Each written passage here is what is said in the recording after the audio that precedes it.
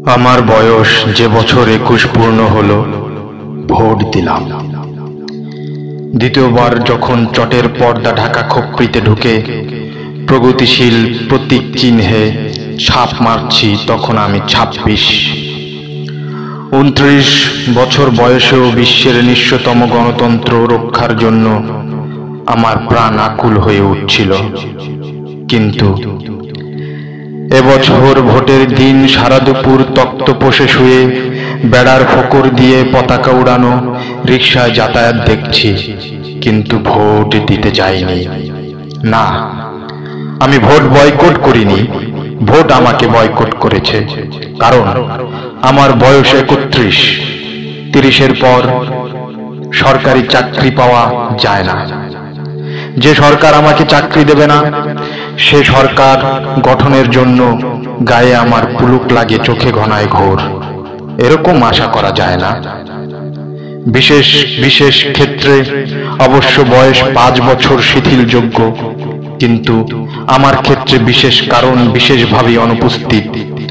অগত্যা সরকারি চাকরি পাবার একটাই উপায় আছে, সার্টিফিকেট জাল করে বয়স কমিয়ে ফেলা। কিন্তু হে নন্দিত নেতৃবৃন্দ, যদিও আমার চোখের উপর আপনাদের অনির্বচনীয় লীলাময় জীবন খোলা আছে, তবুও জালিয়াত হতে পারবো না। আমার বাবা সৎ ছিলেন। এই গঞ্জের বাজারে নেড়া ছাতিমতলায় কাঁচা পাকা চুলে পুরু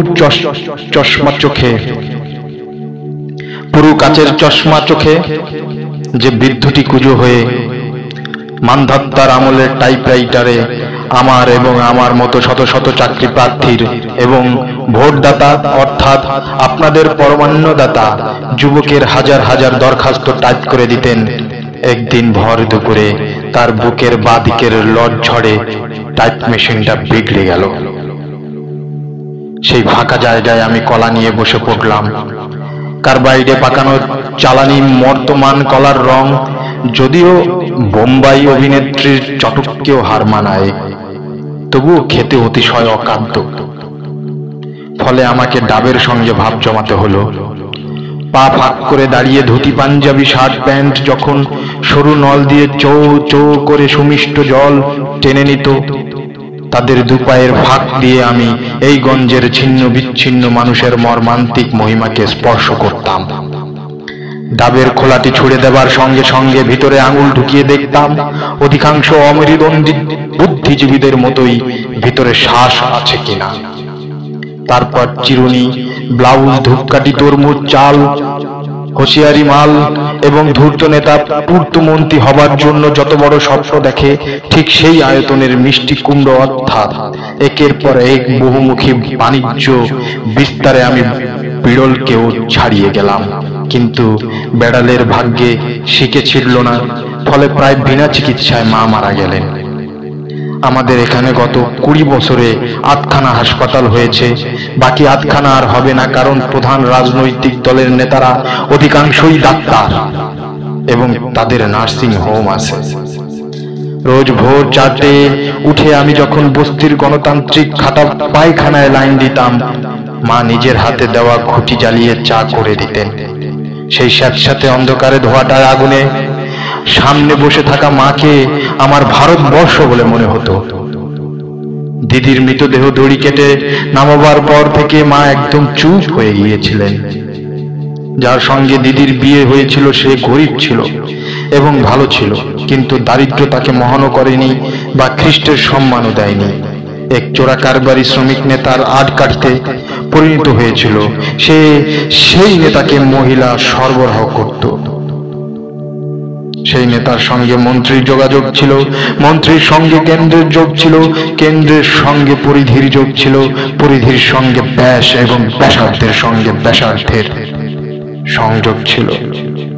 এবং এইসব সূক্ষ্ম যোগাযোগগুলি একসঙ্গে গিট লেগে একটা মোটা লাইলনের দড়ি হয়ে দিদির গলায় ফাঁস লাগিয়েছিল। চাকরি আমার হতো। জেলার সব ছাত্রদের মধ্যে আমি যদি মাতৃভাষায় প্রথম না হয়ে আপনাদের পিতৃভাষা অর্থাৎ ইংরেজিতে প্রথম হতাম, হয়তো আমার বরাত খুলে যেত। অথবা আমার বন্ধুরা যারা ঠিক ঠিক জায়গায় তেল সরবরাহে আরব রাষ্ট্রগুলিকেও হার মানিয়েছে, আমি যদি তাদের সঙ্গে প্রতিযোগিতায় নামতে পারতাম, তাহলে আমার গলায় বাদামের ঝুলির বদলে নেকটাই ঝুলত। গর্তে ঢুকে যাওয়া ফ্যাকাশে হলুদ রঙের দুটো চোখের শূন্য দৃষ্টি এবং একটা অকেজো টাইপ মেশিন ছাড়া বাবা আমার জন্য আর কিছু রেখে যেতে পারেননি। এবছর জীবনের সর্বশেষ ভোটটি দিয়ে মা চলে গেলেন।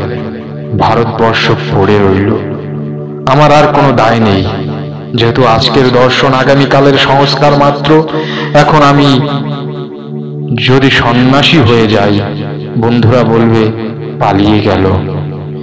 বিদেশি টাকার পুষ্ট যে সব তথাকথিত জনসেবা প্রতিষ্ঠান আছে, তাতে যদি ভাতের জন্য ঢুকে পড়ি, তারা বলবে বেটা গুপ্তচর। যদি আত্মহত্যা করি, তাহলে কাপুরুষ। আর যদি সোজাসুজি প্রতিবাদ করি, তাহলে আপনারা রাজনৈতিক নৌশ প্রহরীরা কালো টাকার কুমিরদের অন্ধকার পাড়ায় গিয়ে মাঝরাতে নকশাল নকশাল বলে ঘেউ ঘেউ করে তাদের জাগিয়ে দেবেন। এমন কি অবস্থা, তেমন বেগতিক দেখলে আপনাদের সঙ্গে রাশিয়া আমেরিকাও যোগ দেবে। এতদিন চাকরি খুঁজছি, পাইনি। এবার ভাবতেছি আমরাই আপনাদের চাকরি দেব। আমরা যারা বেকার, আধা বেকার, ভবঘুরে বাউন্ডলে ভিখারি, যাদের জমি নেই কিন্তু জমিতে খাটে, বাড়ি নেই কিন্তু বাড়িতে নেই, বাড়ি বানায় কিন্তু বাড়ি নেই, যারা শহরে আলো জ্বলে কিন্তু যাদের কুপিতে তেল নেই, যারা কারখানা বানায় কিন্তু কারখানা যাদের আস্ত কুড়ে চালান করে দেয়, যারা কোনোদিন একটা ভালো জামা পরেনি, শরবত খায়নি, বেড়াতে গিয়ে পর্বতমালার স্তব্ধ নিরাশক্তি ও মহত্বকে স্পর্শ করেনি, যারা জন্মায় আর খাটে, খাটে আর মরে, যারা পিঁপড়ের মতো, পোকামাকড়ের মতো, শীতরাত্রি ঝরা পাতায় মতো, সেই সব নিরক্ষর নগণ্য কুজো অবজ্ঞাত করুন, যাদের দেখার জন্য বা ঠকাবার জন্য আপনারা বিরাট মঞ্চে উঠে দাঁড়ান, যারা আগামী দিনের ভারতবর্ষের গোটা পৃথিবীর এবং সৌরজগতের মালিক। আমি তাদেরই একজন হয়ে এই জংশনে স্টেশনে বাদাম বেচে জানাচ্ছি, কসাইয়ের বা হাতরে বুড়ো আঙ্গুলের মতো জীবন আমাদের যে কোনো মুহূর্তে বিচ্ছিন্ন হয়ে যেতে পারে। আবার এই আঙ্গুলের কেন্দ্রীভূত চাপে খোলা ফাটিয়ে বের করে আনা যায় রাজনৈতিক ক্ষমতার পুষ্টিকর তৈলবাজ আর সমস্ত শুকনো খোসা। বাতাসে উড়ে যায়, বাতাসের সঙ্গে আকাশে স্পর্শ করে মানুষের অনন্ত ঘৃণার আগুন।